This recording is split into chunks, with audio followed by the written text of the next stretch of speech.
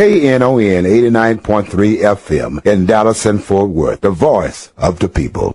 Business owners, tell KNON's listeners about your business. You can put your business or event on KNON. KNON currently has space available to run announcements for you. Tell KNON's listeners about your goods, services, nightclub, concert, or event. Help keep the voice of the people on the air while putting your information on the air. KNON's been named the #1 radio station in Dallas by both the Dallas Observer and D Magazine. Put your business with Dallas's #1 station. Call now for more information at 214-828-9500, extension 227, or extension 233. For more information, go to knon.org and click on the Run Spots on KNON page. It's a great way for your business to support community radio while letting more people know about you.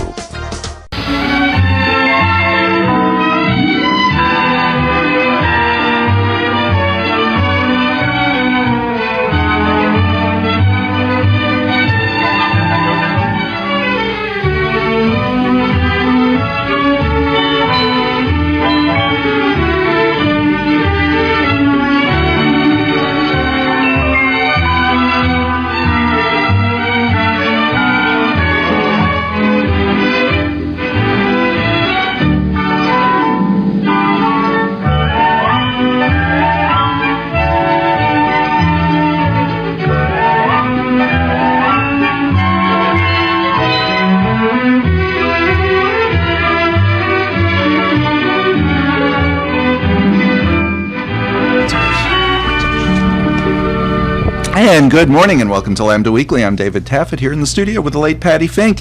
I'm alive. And our guest today is the Honorable, as we learned from Angela just being on the previous show, the Honorable Philip Kingston, who is the new city council person from District 14. I do want to point out that he started his term of office perfectly. The results came in. I was at the election party. He said, "So when am I going to get to be on your show?" I said, "Next Saturday." He said, "Okay, see you there." Glad to be here. That's the proper way to kick it off, yeah. It is. Well, and then I sang Prince. Yeah, you did. Wow. You missed a good party. I did, obviously. I have been told by objective observers, whom I did not pay to run my campaign, that it was the best victory party ever on any level of government. The alcohol was paid for by the police and firefighters. Oh, my. It was perfect. Those are good endorsements to get. It is. So, we have a new council. Philip is our new council person. Can I get gay married in Oak Lawn yet?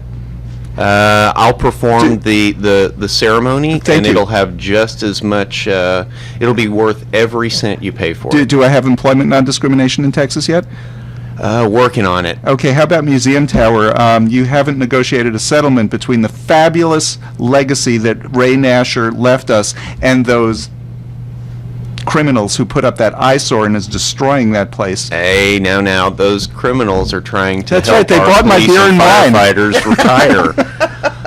Let's be a little moderated in our speech. And we're going to get to some of these things. Are you still planning to build a toll road in the Trinity? I am not planning I to crossed the river today. There was still water. I expect that, those levees, you need to just push them in, cover up all that water, let's get rid of it, and pave the damn thing already. And I know your predecessor is all for that. Are we going to do some fracking? If we do any oil drilling in the parks, and I've talked to Angela about this, the park that I can guarantee you there's oil under it, actually it's refined gasoline, we need to be drilling in the Clyde Warren Park. It's in your district. Yes, It's absolutely. refined gasoline, you're absolutely right. Directly under there is gas. Actually, there's clean energy, too, because there's an electrical conduit that we might hit. Right. That's a brilliant idea. Why aren't we doing I don't know this? why you're not on the city council. I've been asked to run, and I keep saying, "What are you, nuts?" Because you know me, I'll bring these ideas to the city council if I were on the council. You know I would. Anyway, and Angela finally got Lemon Avenue paved last year. And then it got cut up immediately. And just last week, they were cutting it up, and when they finished the work, it is so bumpy. Why haven't you fixed it yet? So I'm 48 hours ahead of getting inaugurated. I haven't even started the job yet. And what have you gotten done? Groundbreaking on the Katy Trail extension. I have an answer from Encore about Lemon Avenue. Those are temporary patches. They're making sure, it's not Encore, it's Outmost. They're making sure that they've got the leaks fixed, and they're going to come back and smooth out the street. And that's what they always say, so I'm already hearing the smart-ass city you all council on the person. radio. I have these smart-ass questions, he has answers. You all on the radio can't see David sneering at my responses. Actually, they can, if they want to go to the video that we're going to post. Jaded cynicism. But yes, I'm already fielding street smoothness complaints. Street smoothness complaints. The councilman in charge of street smoothness complaints. Well, I sort of am. I actually am the immediate past representative on the bond steering committee for District 14. So streets and drainage, that actually is a big part of what I want to do. Let's just talk a little bit about that bond package then.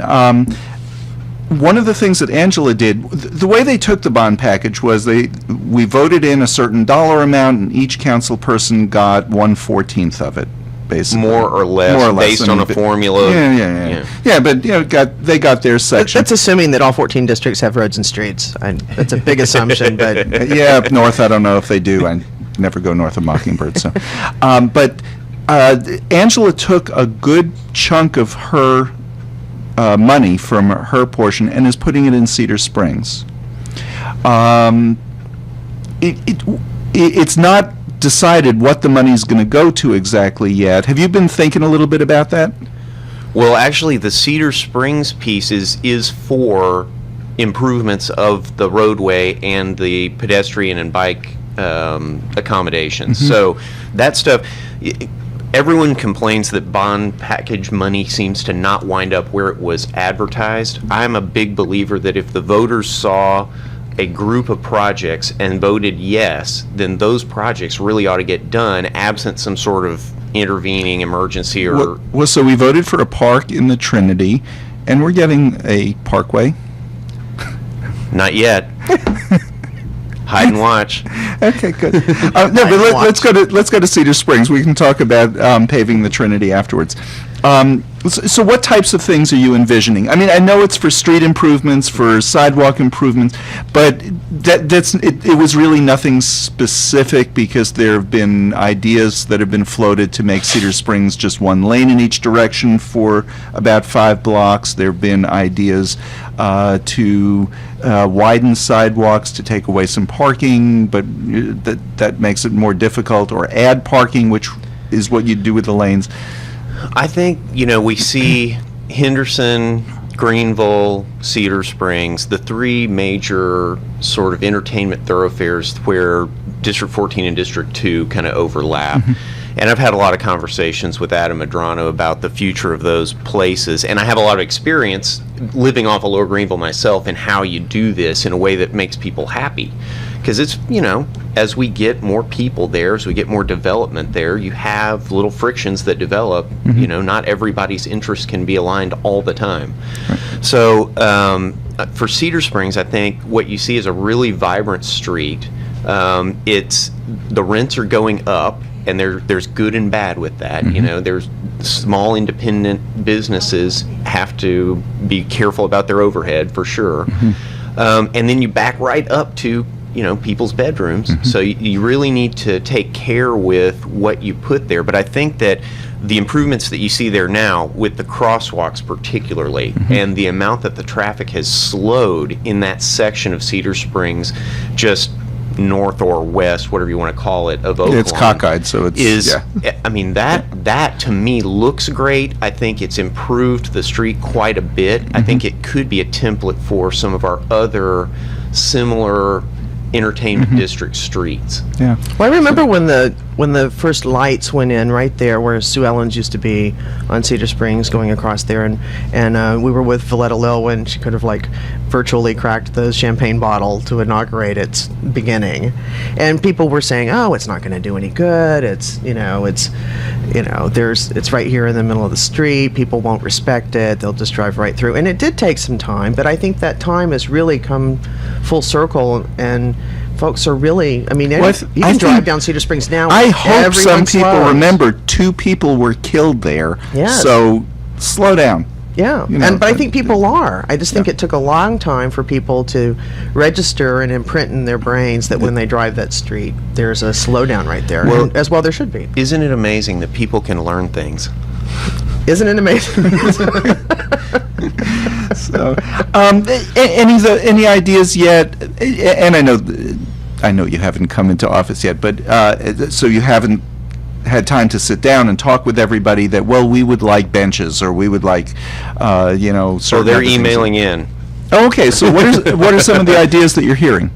Well, they want, I think people are impressed with the pedestrian improvements and want to see that continued on maybe a little farther north or west, whatever. we're talking Toward about. Love Field, yeah. Yeah, I'll be sitting down with Luke Crossland next week From to Illume. talk He's the about developer of Illume, and the yeah. new Illume development. Obviously, Illume that's been 2. really successful. I've enjoyed the stuff that's in there. So I think I'm just gathering people's preferences about that. We want to make sure that nothing is easy about doing collaborative, consensus-driven leadership. There's nothing easy about it except the concept, which is everybody gets a seat at the table, everybody's ideas get aired. Not everybody gets everything they want, but everyone has a chance to have input. Patty and I get everything we want. You got the Calatrava Bridge, To the just for extent we can you. do it. It is. And that was one of the things that I was going to talk about. When I went over that bridge today, I noticed that there's the wrong first name on it. It still says Margaret, and I know it's been changed to Angela Hunt Hill. The other thing that I was wondering was, I know, and I guess this is a Scott Griggs question, because the hill that was named after Angela is in Scott's district, I think, but I wasn't sure. Do you know the answer to that? I am not didn't know Angela sure. had a Are hill. you talking about Goat Hill? No, Because that's rude. because it does. Yeah. The name of the hill is the Angela Hunt Hill Bridge. I'm pretty sure. I'm pretty sure you're wrong. I might be confused about that, but I do go over the Angela Hunt Hill Bridge. David what's thinks it that the Stars regularly beat the Mavericks too. So Okay. Okay. I just got to know which show I'm on. We're fine. No, it's the Mavericks who usually have the higher score. They do. That's true. It's true. Okay, so they're both agreeing with me, and then they're saying I'm wrong. Well, here's a thought for some of these entertainment districts, and I'm thinking like Lois Greenville and Cedar Springs and Bishop Arts and all of these, and that's to have some sort of shuttle bus system that goes directly from a DART rail station to these districts on a regular basis, and we could absolutely crank business in these districts if people could leave their cars at home, go to a DART rail station, get on the DART rail, buy a day pass, and they could get from the DART rail safely. Well, that's to their happening entertainment with district. Bishop Arts with the new trolley. Right. But And- like into Cedar Springs, into Lois Greenville, into Upper Greenville. I don't think it'll be forever before you see that, Patty. Really? Because I don't. think that would be like big city thinking. There's a real smart woman who lives over on Swiss Avenue named Joanna Hampton, who is trying to put together a neighborhood group to do an area plan for lack of a better term, the Live Oak Gaston corridor. And Which is some cool, funky stuff. It's, well, and they want it to be cooler and funkier. Well, maybe less funky, but more compatible with their neighborhood. But as part of that, what she's looking at is connectivity, and how do we make sure that we can, like if you wake up in your house in Little Forest Hills, and you get on your bike and you go right around the lake, well, could you connect to the Katy Trail and get down to Uptown? Could you connect down through the bottom of the Santa Fe Trail and get over to the Trinity Basin? Those are ideas that I think you'll see coming. And at the same time, we've got the circulator, the downtown circulator, hopefully starting this year. that would be awesome. That would be really So cool. you have that thing downtown that's going to hit, for people who don't know what it is, if you remember the Hoppa bus, it's a somewhat similar concept. The details aren't set in Forgot stone those little yet. bunny buses. But what we want is a friendly, inviting, DART vehicle that is either low or no cost, something that is hop on, hop off. So that you stop at the Perot, you stop at McKinney Avenue Trolley, you stop at Clyde Warren Park, you can get around to the Main Street corridor downtown. That is a system that can be easily rolled out when there is a sufficient development up Ross, for instance. Think about a rubber wheel trolley system that runs from downtown, where you can get to just about anywhere, not in your car, on public transport, going up Ross with a stop at the bottom end of Henderson and the bottom end of Lower Greenville. That would be awesome. To me, that's something that doesn't look like it would be all that expensive in the grand scheme of things, but something that would really benefit people's daily quality of life. I love cars. I'm probably going to drive cars till I die, but as we get denser in our urban core, we have got to start looking at our streets budget as not just places where cars go. Well, the McKinney Avenue trolley is being extended. It is. It did stop at the Art Museum, and I've seen the tracks on the other side of the Clyde Park. How far into downtown is that going to loop around? Is it just a couple of blocks more? Currently, it's just a few blocks more, but I strongly suspect that the MATA, the McKinney Avenue Trolley Authority, is thinking of connecting the new developments in Farmers Market with. So that would be great to have a line that goes all the way across downtown. But in Texans, from the Old West, we all still have to have our horse. I mean, that's kind of the problem. Everybody wants to drive. But I think part of it, too, is that if I'm 4 blocks from where I want to be, we don't think to walk. That we could take DART rail and drop off here and then walk 4 blocks. That's unheard of in Dallas. Well, in fact, there's a gay comedian in town, Paul Williams, who says, when you see someone walking in Dallas, you don't think, oh, they're walking, they're getting somewhere on foot. No, they're homeless. That's why they're walking. Because we are not a pedestrian city, really. Well, and that's one of the things that I think that the circulator system stands a chance of changing. Going back to our principle of it's amazing that people can learn things. If you don't work or live downtown, you might not know how easy it is to walk around downtown. But if you're on some sort of vehicle that gets you conveniently to all the good locations downtown, you might start to think, you know what, I actually really can walk from Renaissance Tower to the Arts District. That sounds crazy, but I've actually done that. I think if people's mind frame changes about the use of their automobiles, then maybe we'll see some improvement in pedestrian capability on our streets and bikeability. My favorite story is about just walking. My first house, there was a 7-Eleven on my corner. And on Sunday morning, I would walk, this is like 20 years ago, I'd walk to the corner to pick up the paper. And several times people would stop, oh, do you need a ride? No, I'm just going to the 7-Eleven. It's like, I'm just going to the 7-Eleven down the street. Oh, come on in, I'll give you a ride there. It's okay, I can walk You're there. from New York. I mean, New Yorkers walk. Well, no, it literally was on the corner of my block. You poor thing had to walk. I think there's a Steve Martin movie has a scene something like that, because but I actually can walk, and Annie is having conniption fits over there, so why don't we take a break so that we can call the ambulance, get her to the hospital. And you're listening to Lambda Weekly on 89.3 Knon FM. I'm Dave Taffet, here with the late Patti Fink, and our guest today is the Honorable Philip Kingston. We'll be back with more with his honor. In Dallas, local partners and national nonprofit Connect to Compete have made available for residents digital skills training classes. Classes include basic internet searching, internet basics, computer basics, and more. Local residents are also eligible for programs that provide assistance for internet service and computers.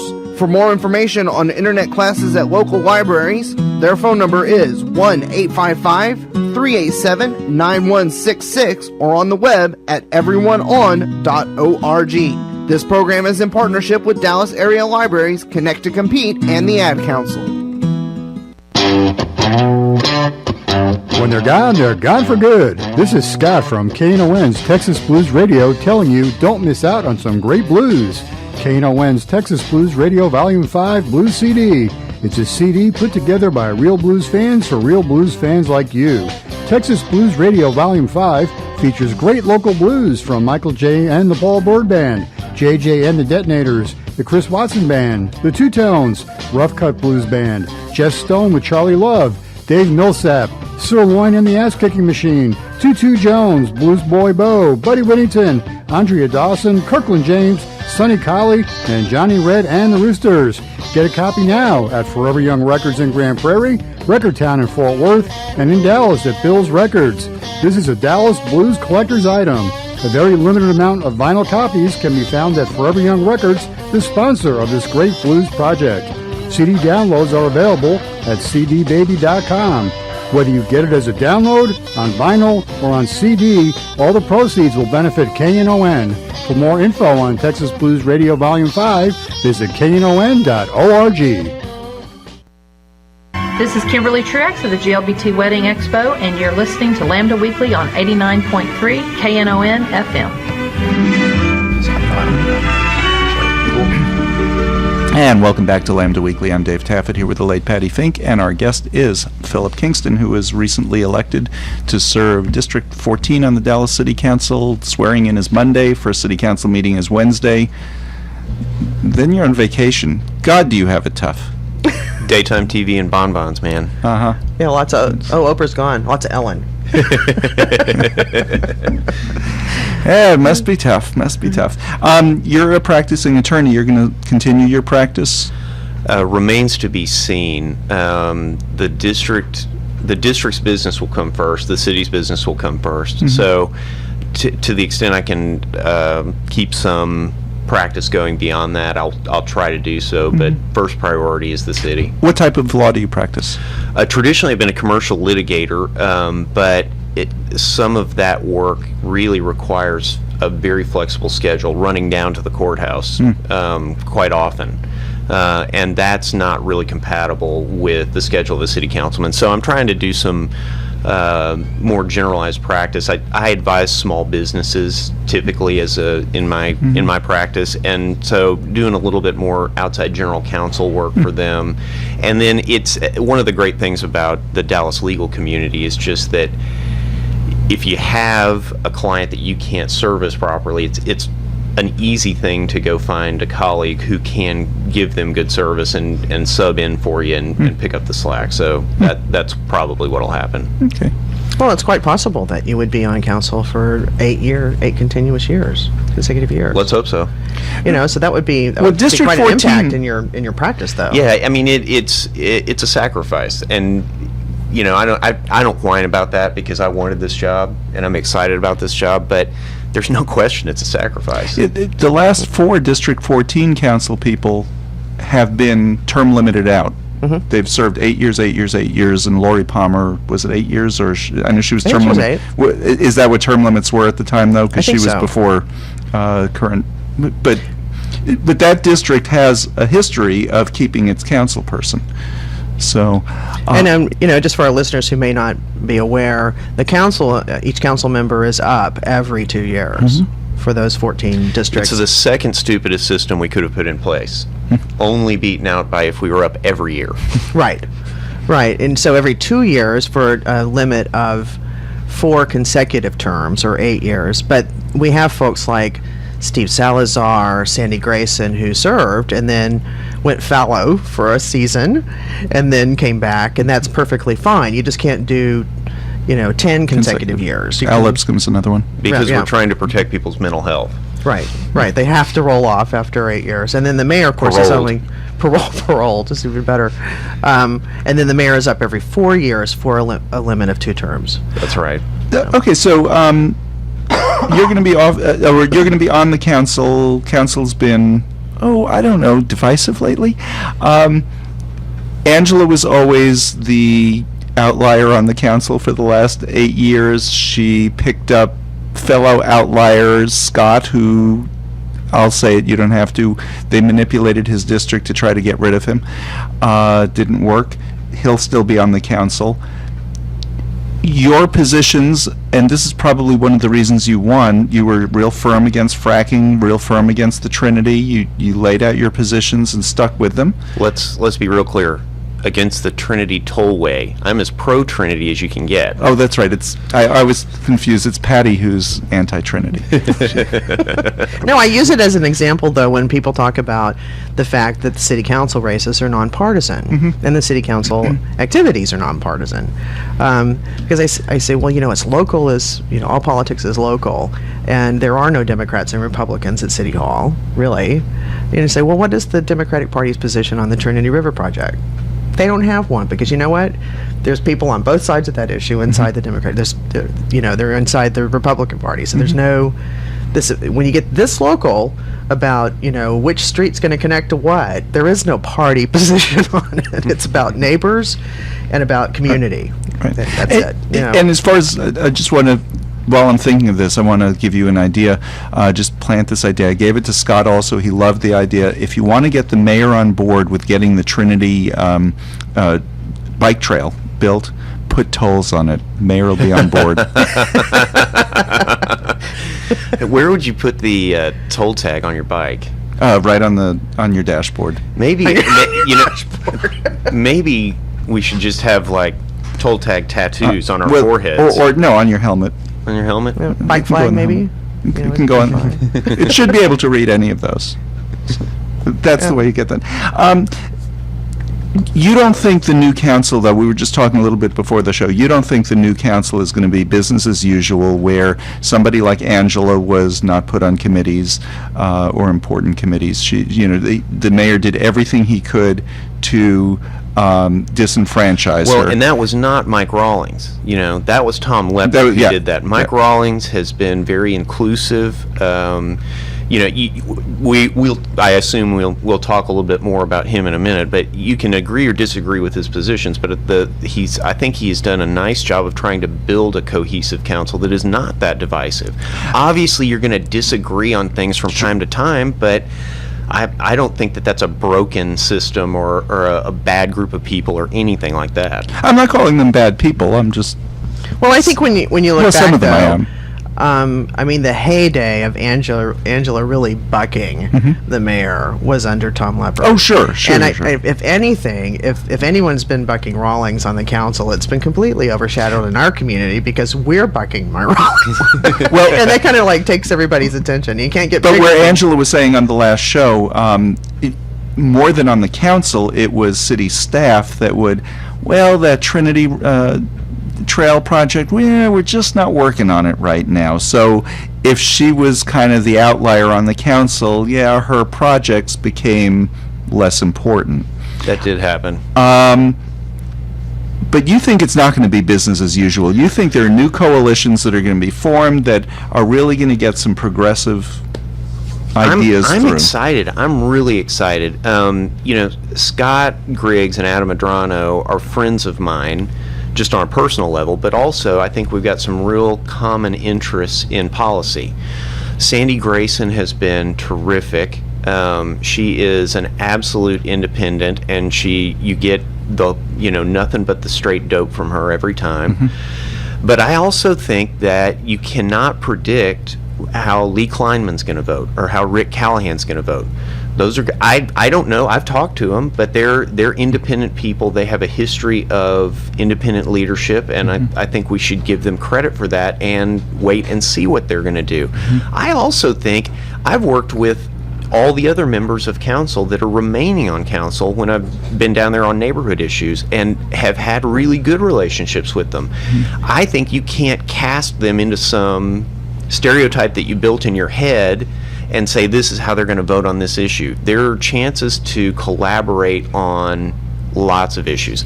It's a legislative body. Everybody, there's some people I think who want to be ideologues or whatever else, or super tied to a dogma or something like that. That doesn't work in city government. It is a pragmatic exercise. And then there are gay issues in Von Seal.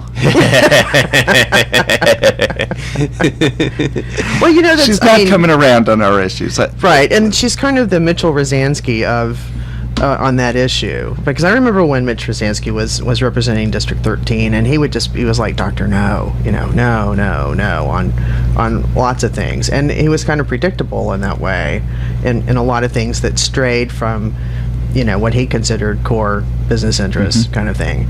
But I don't think there's anybody other than perhaps Von Seal on LGBT issues that's that lightning rod, on stuff. Well, Mitchell's core principle is that he hated taxes, and that's how you could always predict when he was going to put his foot down. If it involved money, it was. But we kind of knew how I he think, was going to go. I think hating taxes is probably at least an ethically defensible position. I like taxes. I really like them. Speaking of, this week we have a Supreme Court decision coming down. Two. And we have two coming down, and actually four. Two of them are LGBT related. LGBT related. Actually, and there was one this week that was HIV related too. Right. But there are 11 cases still remaining. Oh, there are 11. I thought there were 4. No, there are 11 cases remaining, and the calendar for the court only shows that Monday, when you'll be in your inauguration celebration. Watching my phone, though, for the Supreme Court decisions. Right. And they'll come in the morning, so hopefully that'll be a good thing. That they're not going to do 11 cases in one day. No.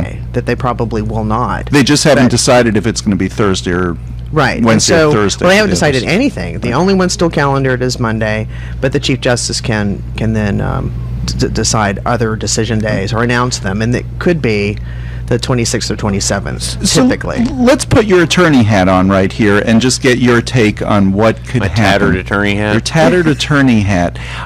There are two cases. One is the Prop 8 case.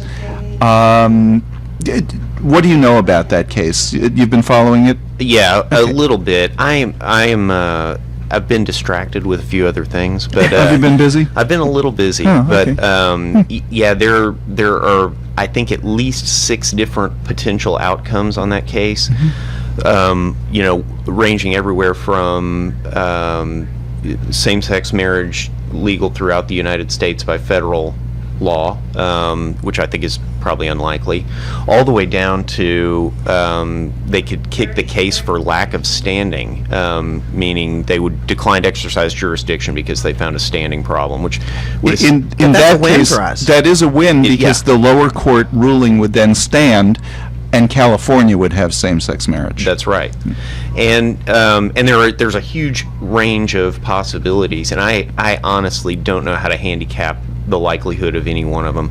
The one thing I would say that people always, as a lawyer, it irritates me when I see journalism about the court that focuses on some belief about the justice's internal partisan or political beliefs. And if you read the court's decisions carefully with a legal background, none of this stuff is made up out of whole cloth and then defended with the trappings of legal thought. Typically these opinions are the result of legal thinking and not of political thinking. It's interesting. It always surprises me whenever the court comes down 8-1 and the one is Alito. I'm always on Alito's side. Really? Which is surprising. I'll give you an example. He was in town this week. Was he really? Yeah, he threw out the pitch at the Texas Rangers game. I'll give you an example of one, the Westboro Baptist Church decision. And that was that 8 of them decided no, it was a freedom of speech thing. And Alito came down on the side of there is such a thing as yelling fire in a theater, in a crowded theater. And for the hour during somebody's funeral, it's such an emotional thing that it is okay to say you can protest over there, you can protest before or after, you just can't do it during this really emotional time. And as a society, it's our responsibility to protect our neighbors who are grieving during their grief.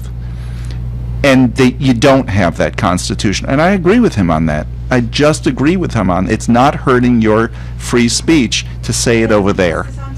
Right. In that case, for that 1 hour. And David, I would say to you that you could then take Alito's argument and turn it around to say, oh, you want to protest the president when he comes to your town? Mm-hmm. You can do it right over here. We haven't hurt your free speech one bit. And and that's what Bush did. There were the free speech zones. I'm against those. His decision was saying very specifically during a funeral when a family is grieving. And I agree with that. And you couldn't do but it this during the goes back wedding. to my point. I don't think anybody's internal political feelings are driving the majority of these decisions. I'm certain I could be and shouted this is down not on political. a couple of things, You know, Bush v. Gore or whatever, but there's real legal reasoning that goes into this stuff, and I think it's wrong to say that these guys have these decisions made up and then justify them with mumbo jumbo.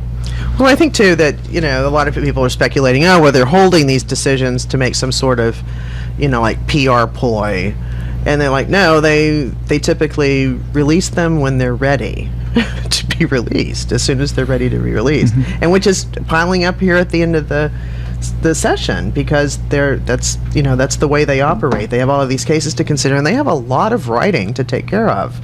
With the opinions and the concurrences and dissents, and they're working to the last minute to get these things out. So it's not something they've been sitting on. Oh, let's do it. Let's get our PR genius here and figure out what's the best day to do this. I think you might be right about that. We have some questions. Questions? I'm not sure I got them exactly right. Who took these, Doc or... Okay, Annie took them. Okay, on the Trinity Corridor project. Just a general question? Yes. Okay, talk about the Trinity Corridor project for a minute. Right. Well, it wasn't just totally just general. Can you hear me? Yeah. Yes. It was about that soccer coach there and the eminent domain taking away the soccer fields and putting in the horse park and the golf course instead.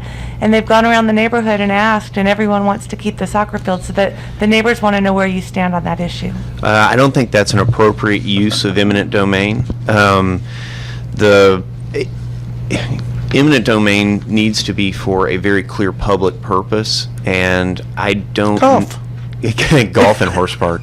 Okay, I can understand the argument for the public purpose there. I just don't think it's strong enough, especially when when you're taking away somebody's property. That's a pretty serious exercise of governmental power, and it makes me nervous and uncomfortable. To me, it's a commercial enterprise, even if it's for a nonprofit, such as a city golf course or something. But it's no different to me than like taking somebody's home to put in a mall or a set of apartments or whatever else they want to do, unless it's like an easement. Is there going to be a Neiman's in that mall? Pardon me? Is there going to be a Neiman's in that mall? Well, that depends could on how be. good the shopping is. And some shoes for sure. Got to have some shoes, but. It's to me, it's just it's a poor choice. Unless the biggest thing I think of that would be appropriate would be some sort of easement situation where we really can't accomplish this major thing unless we have this strip of land, and whether that be a road or lines for electricity or gas pipeline or power lines or whatever. Gas lines so that we can frack. I'll reserve David's comment still on that. fracking Clyde Warren Park. I'm all for fracking in Clyde Warren Park. If you're going to frack in a park, do it in the most popular park in the city, and we'll see how much people care for it. Let's get back to the Supreme Court. The other decision is the Edie Windsor case. The Edie Windsor case is a tax case. I'll keep it brief because Patty hates when I talk taxes on it. I've been on the air with him for 14 years now, and always. I've been predicting that it's going to be a tax case that's going to do it. And he talks about right. taxes in New York, taxes. I'm like, boring. Let's choose some other example. That's the one that comes so boring, and yet also such a point of controversy. Well, this is the perfect case, though. This really is the perfect case because Republicans hate the inheritance tax. Conservatives just hate that tax. Here's a case where if you're straight married, you don't pay the tax. If you're gay married, you do pay the tax. And for Edie, it was $363,000. Yeah, it's a lot of money. Not a small sum. Right. An 82-year-old gorgeous person. at 82. Yeah, and real vibrant. I hope I'm that way in 50 years when I reach that age. You'll be that pretty. Why is he laughing? Oh, they're telling me break. We're going to talk about what you think the outcomes of this one could be right after. On the other side of the break, taxes. GoodSearch.com provides a way for you to support nonprofits like KNON with your online shopping and dining. GoodSearch.com offers a downloadable toolbar for searching from your computer called Good App, so your purchases can go to support KNON. With good dining, every time you go out to eat at participating restaurants, then a portion of what you spend gets donated to KNON. Registering is easy at goodsearch.com, and KNON 89.3 is the name to enter in your account settings for charity selection. Support KNON with your online shopping and dining at goodsearch.com. It's a KNON Crawfish Party. This is Jim Bro of Monday's Cajun Zydeco Music Party Show, inviting you to come out and join us for some great music and great crawfish this Sunday at Poor David's Pub. I will be your host, and we'll have the best in Zydeco music from JB and the Zydeco Posse. We'll have mangoes boiling up some massive bugs. These are live jumbo, purged fresh crawfish coming at you spicy or radioactive with corn and potatoes. Advance tickets are only $5 at knon.org, and crawfish is only $6 per pound, all proceeds benefiting KNON. This is JB, and yeah, you're right. It's Sunday, June the 23rd at Port Davis Pub, located at 1313 South Lamar in Dallas. Doors are open at 5, and Jim Bro will be in the mix with Cajun and Zydeco music until me and the Zydeco Posse hit the stage. So come on down to the KNON Crawfish Boil this Sunday with JB and the Zydeco Posse and live crawfish from Mangoes at Poor David's Pub. This is a KNON benefit event. See you, Shaq. This is William, your videographer for the KNON talk shows. You can watch Lambda Weekly by going to the KNON.org website. Click on schedules to the left side of your screen, choose Lambda Weekly's page. Scroll to the bottom of that page, then choose your favorite show to watch or download. This show will be ready for viewing by lunchtime Tuesday. Have a great day. This is Jason Wright from Dallas, and I listen to Lambda Weekly 89.3 KNON. And welcome back to Lambda Weekly. I'm Dave Taffet here in the studio with the late Patti Fink, and our guest is the Honorable Philip Kingston. Are you getting used to your title? I'm 48 hours away from being honorable. Oh, I'm the almost honorable. Pre-honorable. For the next 2 days. Pre-honorable. The pre-honorable Philip Kingston.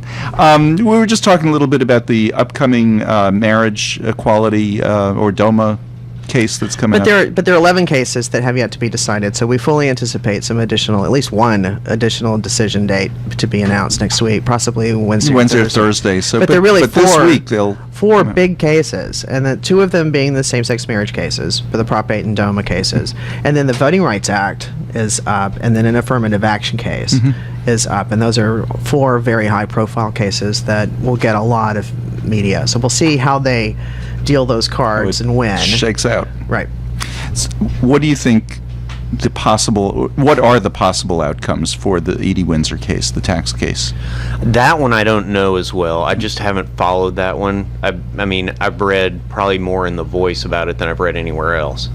Okay. Well, the general consensus is that it will be ruled, Section 3 of DOMA will be ruled unconstitutional. Which is that the federal government doesn't have to, or shouldn't, doesn't have the authority to say that you can't have federal benefits, equality, basically. Equality and benefits, right. Okay. Because she should, because basically what they're saying is the inequity between, opposite sex married and gay married in taxes is clearly unconstitutional. And that's the general consensus, not just among LGBT observers and court observers, but mainstream and diehard court observers. And a good place to follow all of this is scotusblog.com, scotusblog.org.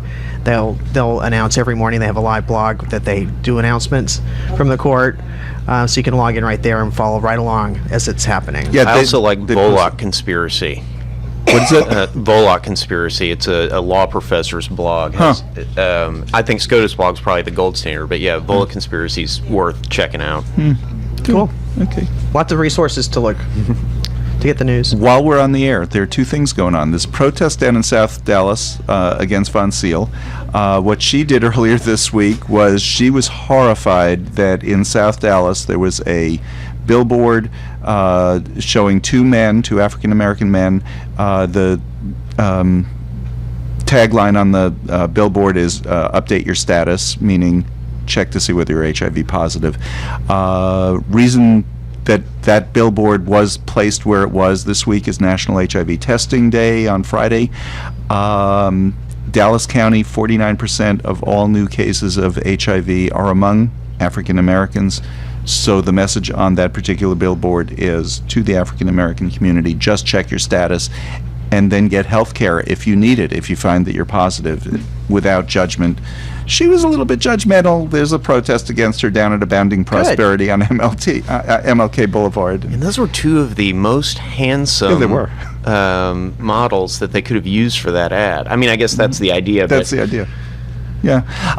Several of the models do actually come from Dallas. Those two don't. But there have been several that have been regularly participating in all kinds of AIDS events and promoting.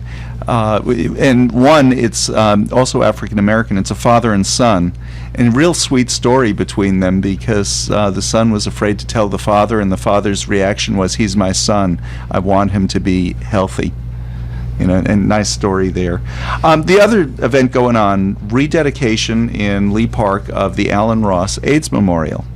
And David, you actually wrote about this week in The Voice, and as I was reading it, I was interested in it because I thought I might go by there, but also as I was reading it, I was thinking, you know, I've been meaning to read up on Alan Ross. I'll go pull his Wikipedia page after I read this, but no, David had done that for me and gave me the entire history of Alan Ross and the memorial, which is great. Yeah, that's exciting stuff. It was an interesting story. Just writing about an event going on, that's, you know, a few paragraphs, but I really wanted to flesh this out because most people, it was the forgotten memorial. Alan and the Tavern Guild wanted to do an AIDS memorial back in the 80s, and the park department blocked them at every step. So what they got permission to do first was just plant daffodils, and they planted 1,800 daffodils, which represented the number of people who had died up until that point in Dallas County. Then they wanted to place a plaque, 1 foot by 9 inches, big deal plaque. They blocked them, and the Dallas Southern Memorial Association is what it's called, and the Turtle Creek Association went to city council, and this park won't be family friendly anymore because of this 9 by 12 and the Southern Memorial Association actually argued that it wasn't a park at all. Right. It was a Robert E. Lee memorial. That they went to city council and said, this is this is not a neighborhood park. Now, I have to say, this organization, to join now, you just pay your dues. They welcome everybody.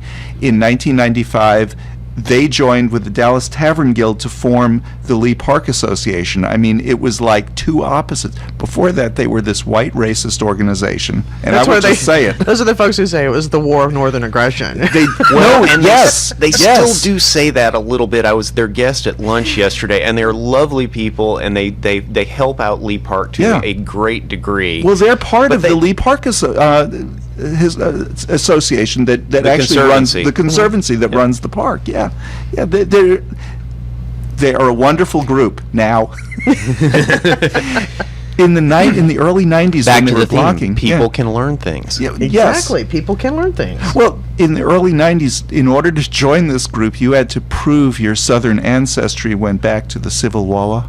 Really? Yes, to the War of Northern Aggression, and it wasn't assured that you were going to be accepted. They've changed. I mean, that's not what they are anymore, and I want to make that clear. That is not what the Turtle Creek Association welcomes the gay community, has lots of board members on their board who are gay. At the time, anyway, the park department said you can place a plaque, you just can't use the words gay, lesbian, or AIDS. This sounds like when we did the National Coming Out Day thing at Marine Corps Square at Fair Park, and they said, well, you can't say that because this is back when Don't Ask, Don't Tell. So we had to say, inside the Perry Gate, across from the DAR house. It's like all this convoluted description on our posters about where we would be. Like, follow the breadcrumbs because we can't say those words. Can't say the words gay. Anyway, they're rededicating right now. Are they going to use the word gay? Well, they used the old plaque that Alan actually had made up. And the word AIDS, there was a compromise. It took 3 years, but there was a compromise. The word AIDS is there. Instead of gay and lesbian, it says Dallas Tavern Guild. So what that said was the park department preferred bars over gays and lesbians. Might still be the case. Not sure. I'm not sure. But it's a little bit ironic. Let's talk a little bit about Scott's resolution. Okay. Because I know you're all for it, along, taking over Angela's for it, so that's not a net gain there. That's just hold the place. I'm only maintenance. You're maintenance in this one, but you're going to be more than maintenance because you'll be working with him. The resolution, depending upon how the Supreme Court cases come out this week, might have to be rewritten. I think you're right. And do you want to talk about what the resolution was? Well, the resolution has, there was some discussion at the beginning about whether it would be one or two resolutions, one of them being a statement that the city of Dallas supports marriage equality, and the other part being that the city of Dallas supports employment non-discrimination for sexual identity. And sexual orientation and gender identity. And gender identity. Yeah, actually, it's very both, broad, yeah. And Dallas actually does have that policy and has been good about promoting those rights. Not only as a non-discrimination ordinance for citizens, but also as an internal city employment policy. That's right. That has those both protections. And has implications for city contracting as well. I mean, Dallas is an open and accepting and a place that I think actually markets itself to LGBT companies and individuals. So this should have been non-controversial from the beginning, because all the resolution would have been doing was encouraging the legislature pass this statewide so that our city ordinance will have more teeth. That's true, and really just a statement of our principles. It also may have had an effect on our national score on the HRC index. What's that thing called? The Municipal Equality Index, the MEI. Yeah. And it may have been a valuable tool for that, because one of the ways we got dinged in comparison to Fort Worth is that they have a specific category for how often do public officials speak out on LGBT issues. And my argument has been that Fort Worth speaks out more because they need to, because they're 10 years behind us, but that's not how the MEI works. So actually, they had their non-discrimination ordinance ahead of us. Really? Yes. I didn't know that. And actually, it was a straight man who pushed it in Fort Worth. It's a very interesting story. But they were ahead of us, yeah. So, but then they had the setback, with the rainbow. Not their best day. That little period of unpleasantness over in Fort Worth. but we have a long way to go too. I mean, there are a lot of things that we can still yet do to make it real for people in the city of Dallas. So the resolution procedurally, I don't really want to try to go through and explain why it's not on the city council agenda now, because that would take the rest of the show. Right. But what I can say is that with the new council coming on board, I am going to work very hard toward getting the 5 signatures we need to put it back on the agenda, and then I'm very confident that once it's on the agenda, that there will be the votes for it. People will vote for it. I mean, they told us, I don't want to sign it, but once it's the mayor said he would vote for it. He's the one who kept it off the agenda, but if it was there, I'd vote for it. I know, it's ironic. Quite get there, but... somebody I know saw him at the airport yesterday, and I said, did you ask him if he was absent or present? Because that was the whole crux of it. I want to know which flight from Brazil lands at 10 in the morning at DFW. I don't think it does. I want to go back to, you were just elected last week. The inauguration is Monday, and by the way, anybody who wants to go, it's at the Meyerson. It's free of charge. Just doors open. Starts at 10 a.m. Doors open at 9. Now, this is where you take your oath, right? Yeah. It's interesting. We take like a ceremonial oath. I've actually already been sworn by the city secretary, which you have to do before you go to the inauguration. So you're honorable. It's kind of like civil marriage and religious. I don't really think that makes me honorable. I think I'm really on the borderline. Well, it's kind of like the difference. The honorable fence. The difference between civil marriage and religious marriage. He's had his civil. Now this is the religious ceremony. Yeah, it's like we're in France. This is the one where you invite all your friends and family. Well, and one of the things I always say is you ought to wait and see what people do to decide if they're honorable.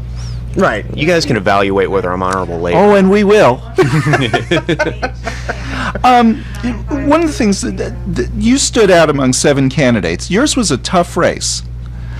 7 I was candidates. The prettiest. Okay. That's it. You get the sash. That was it. Seriously, I went to a number of the candidate debates, and Your district had more candidate debates, I think, than just about any other district that we were watching. We were certainly trying to. It seemed like it. I mean, sometimes it was, okay, who's driving with who, because one to the next to the next. How do you think you made yourself stand out to your district? I answered questions. I don't want to be too critical of the people who ran against me, but when I get asked a question, I try to give a direct answer, even if it's I don't know, because I don't know everything. But that, I think, really resonated. And the thing is, I've been working hard in my district for well over a decade. I do know these issues. I do know the players. I have opinions and a record on these issues. And, we were the only campaign, I think, that really set out an agenda, a bunch of issues that we took a stand on. And two of the ones that you and I talked about before the show that we knew were going to resonate in District 14 were gas drilling and the Trinity Tollway. And, I gave clear answers on those. They're answers that are, I think, very easy to understand, and I think that they're answers that are harmonious with the, thoughts and wishes of District 14's voters. I have a new poll from last Saturday that seems to back me up on that. You do. You do, absolutely.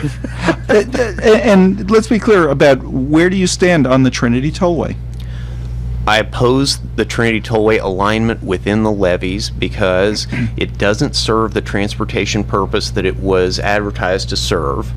There's no money for it, and I think it's dangerous. It's inside levees. And really, let's think about it. Who wants a high-speed roadway in a park? That is a suboptimal solution, no matter what the issues are otherwise. So let's start with making it a park, and let's figure out a different transportation solution. For instance, the Pegasus project seems to have a much greater impact than this ever would. Which is what? That is a group of projects that will, for one thing, involve reconstructing what they call the horseshoe, the bend in 30 and 35 on the southwestern corner of downtown. As well as rebuilding I-35 so that it's realigned and you're not changing lanes and back and forth in order to... The I-30 bridge over the Trinity, all that stuff, once that's straightened out, should have a greater impact on traffic flow than the proposed Trinity Tollway ever would. As I was coming in the building today, one of the things I thought to myself was the little whoosh that went by with the dart rail going by just outside the building here. I thought that's the sound we need to hear in Dallas, not cars and honking and it sounds like the doors on Star Trek, doesn't it? It does. It just sounds so cool. I'm like, wow, it feels so big city. Like we're a real city. We have the largest light rail system in the country now. I mean, people don't realize that. And it's large. Well, and DART is refocusing on serving the central city, and I think that's valuable. I think that's what needed to happen, and we have some really forward-thinking transportation planners in this town, both inside and outside DART, that are really trying to work hard on making DART work better. And I think when we can go to both airports, that'll be something. That'll be a big leap. That's a challenge, but we're working on it. That's one mistake they made on the Green Line. It should have gone into Love Field. Through it, under it, above it, something should have gone. Until it's like 4 blocks away and people don't want 4 blocks. Right. But there is a bus that goes. We're just about out of time. Fracking? I'm against drilling, fracking, or refining within the city limits of Dallas. The short explanation is that it's a public health issue. Our air is not great here, and in the future, individuals that we want to attract to Dallas are going to be the kind of people who have a choice about what kind of air they breathe, and they'll avoid us. We are also endangering our federal funding by being an EPA non-attainment city, and the damage that could be done from that far outweighs any paltry royalties we would get from natural gas. And what about water? The water situation, there's a brand new study out this week showing that Texas groundwater is being depleted rapidly, especially in East Texas. Fresh water that's used for fracking is then non-recyclable. It doesn't come back into the water system. And it takes an enormous amount of water. It takes a lot of water, and we've had great strides in our conservation in Dallas. We've stretched our water resources, and that's what we need to focus on. And we're running over. I want to thank you, Philip, for being with us. For all of us here at Lambda Weekly, we'll be back next week. Thanks for having me. Thanks, Philip. KNON 89.3 FM in Dallas and Fort Worth, the voice of the people. Business owners, tell KNON's listeners about your business. You can put your business or event on KNON. KNON currently has space available to run announcements for you. Tell KNON's listeners about your goods, services, nightclub, concert, or event. Help keep the voice of the people on the air while putting your information on the air. KNON's been named the #1 radio station in Dallas by both the Dallas Observer and D Magazine. Put your business with Dallas's #1 station. Call now for more information at 214-828-9500, extension 227, or extension 233. For more information, go to knon.org and click on the Run Spots on KNON page. It's a great way for your business to support community radio while letting more people know about you.